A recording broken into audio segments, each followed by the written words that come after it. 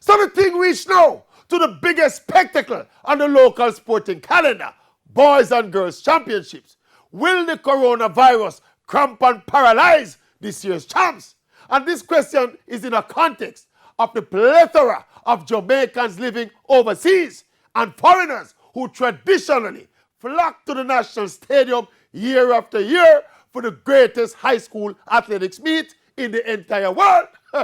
Well, based on what the Minister of Health has said, any non-Jamaican coming from any of the countries against which we have a travel ban, he or she will not be allowed into the country. And if Jamaicans are coming from any such country, they can land, but will be placed in quarantine for 14 days. Of course, we don't know what the virus will do in the next week or 2 or 3, especially as it relates to the USA. And if Jamaica will be brave and bad enough to put a travel ban for Uncle Sam. But as it is now, any Jamaican coming from over China or Japan or Iran, run on a side there, try reach Jamaica shortly.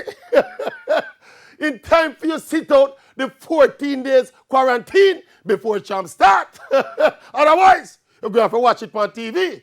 And I want to tell you, the worst case scenario, if this thing don't slow down over the coming days and weeks, before we put the nation's children at risk, the Maverick personally might have a call off champs. Then what you mean? You know, since you're me and the new corona boss, you have a call off champs. By the way, Taiwan, your call off coming to the night.